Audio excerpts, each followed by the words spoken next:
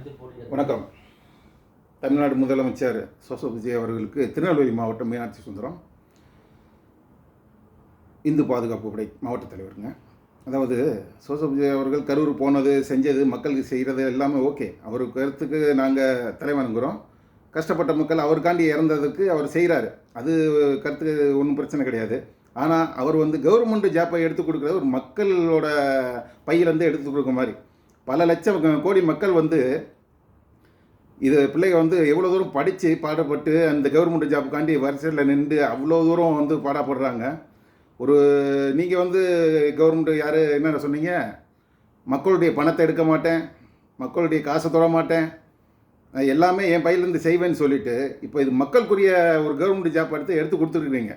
பல லட்சம் ஏழை பிள்ளைங்க படித்த ஒரு தொழில் உங்கள்கிட்ட வராங்க. உங்கள்கிட்ட கவர்மெண்ட் ஜாப்காண்டி எங்கே நிற்கிறாங்க, எப்படி நிற்கிறாங்கன்னு உங்களுக்கு தெரியுமா? இந்த ஜாப்பு வேணும்னு எவ்வளோ கஷ்டப்படுறாங்கன்னு உங்களுக்கு தெரியுமா?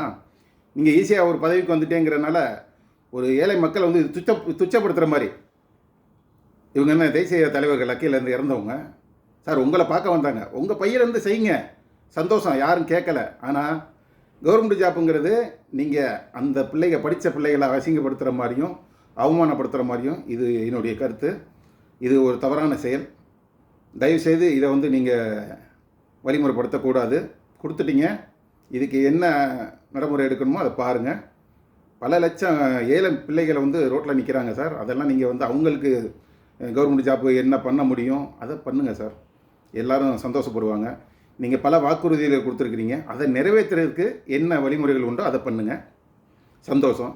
எதிர்கட்சிகளை இதெல்லாம் பேசாதீங்க சார். நம்ம தகுதிக்கு அது சரி கிடையாது.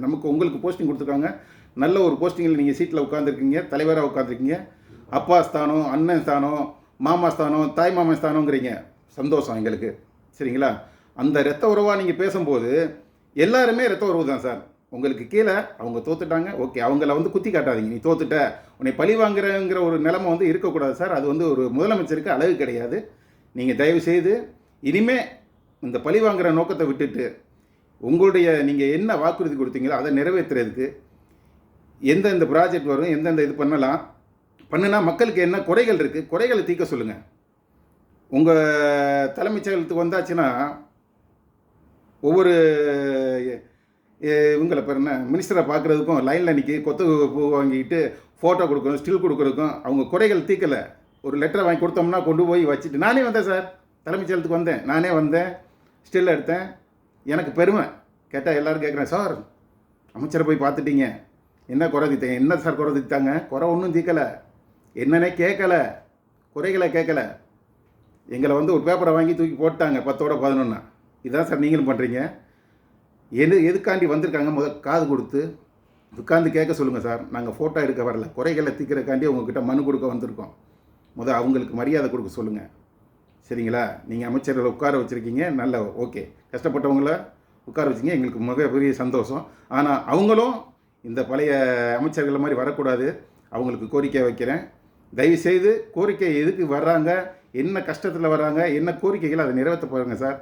நீங்கள் இந்த 6 மாதத்தில் ஜெயிக்கணும்னு சொல்லிவிட்டு இப்போ இருக்கிற ஒரு நல்ல பொசிஷனை கெடுத்துடாதீங்க. நல்ல பேர் இருக்குது. அடுத்தவங்களை பழி வாங்குறதை விட்டுவிட்டு, அந்த சொல்களை விட்டுவிட்டு நீங்கள் ஒரு நல்ல ஒரு வழிகாட்டியாக இருக்கணும். உங்களுக்கு நல்ல தலைமை கொடுத்துருக்குறாங்க, உங்களை எல்லா மக்களும் உயிராக மதிக்கிறாங்க. அந்த உயிருக்கு நீங்கள் மதிப்பு கொடுக்கணும்னு நினைக்கிறோம். எல்லா உயிரும், ரத்தங்கிறது பிளட்டுங்கிறது தமிழ்நாடு, இந்தியாங்கிறது இந்தியன், சரிங்களா? அவங்க இப்படிங்கிறது உங்களை ஒரு போஸ்டிங்கில் இருக்கும்போது நீங்கள் யாரையும் குறை சொல்லி அவர்களை வலியை உண்டாக்கி அவங்க மனக்குறையை நீங்கள் தீர்க்க முடியாத நிலைமைக்கு ஆக்கிறாதீங்க. வேண்டாம் சார். உங்களுடைய பதவியை தக்க வச்சுக்கணும். நீங்கள் ஆயுள் முழுதும் இந்த ஒரு 100 ஆண்டு காலம் நீங்கள் இருக்கணுங்கிறது எல்லாருடைய விருப்பம். நல்லா இருக்கீங்க. இனிமேல் சினிமா பேச்சை விட்டு உங்களுக்கு கிரிஃப்ட் யார் எழுதி கொடுக்குறாங்கன்னு தெரியல, அது ஒரு தவறான கிரிஃப்ட். நல்லா எழுதி கொடுக்குறாங்க. கடைசியில் சொல்லுவாங்கள்ல, இந்த சாப்பாடு பொரியல் கூட்டு பொரியல்லாம் வச்சுட்டு கடைசியில் ஒரு எச்சத்தை அள்ளி வச்சுருவாங்க. அதே மாதிரி நீங்கள் செஞ்சிடுறீங்க. அந்த இதெல்லாம் செய்யாத, நல்லா செஞ்சு வர்றீங்க. அதை கொஞ்சம் திருத்திக்கிறணும்னு நாங்கள் கேட்டுக்கிறோம். நாங்கள் உங்களுக்கு சொல்லித்தர வேண்டியதில்லை. இருந்தாலும் மேலதிகாரி எல்லோரும் நிறைய பேர் இருக்கிறாங்க. அவங்கக்கிட்டலாம் வழிமுறைகளை கேட்டு பேசும் வார்த்தைகளை ஒரு ஞாபகத்தோடு தயவுசெய்து நீங்கள் பேசணும். எல்லாருக்கும் மரியாதை கொடுப்பீங்க. உங்களை மேலே ஒரு தெய்வமாக பார்க்கக்கூடிய நபர்கள்லாம் இருக்கிறாங்க. உங்களை பார்த்து குழந்தைகளை கற்றுக்கிறக்கூடாது.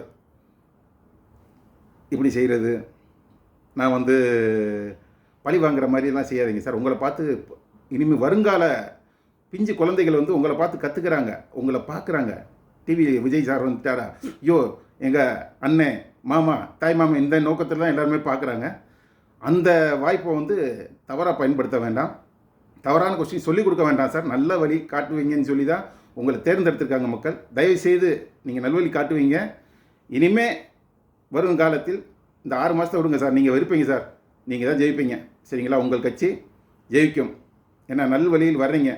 அதனால் நீங்கள் வந்து கொஞ்சம் யாரையும் வந்து துச்சப்படுத்தாமல் துயரப்படுத்தாமல், அது நமக்கு தேவையில்லை சார். வந்துட்டோம், நல்ல போஸ்டிங்கில் முதலமைச்சர் போஸ்டிங்கில் உட்காந்துருக்குறோம், உங்களை உட்கார வச்சுருக்கிறோம். நீங்கள் வந்து எல்லாருக்கும் நல்லதை எடுத்து சொல்லுவீங்க, கருத்து எடுத்து சொல்ல வேண்டிய இடத்துல இருக்கிறீங்க. நீங்கள் ஒரு வார்த்தை தவறாக பேசினா என் வாயில் என்ன வந்துடும், அசிங்கமாக வந்துடும். அதெல்லாம் வந்து நீங்கள் சொல்ல வந்து பிஞ்சு குழந்தைகளும் கற்றுக்குறோம் சார். உங்களை நம்பி தான் ஓட்டு போட்டிருக்கிறோம். பிஞ்சு குழந்தைகளும் வந்து ஓட்டு போட சொன்னாங்கன்னு சொல்லி எல்லாம் நின்று போட்டிருக்கிறோம். அந்த வாய்ப்பை நீங்கள் பயன்படுத்தி நல்வழி காட்ட வேண்டும் என்று கேட்டுக்கொண்டு தமிழ்நாடு முதலமைச்சருக்கு நான் கோரிக்கை வைக்கிறேன். நன்றி, வணக்கம்.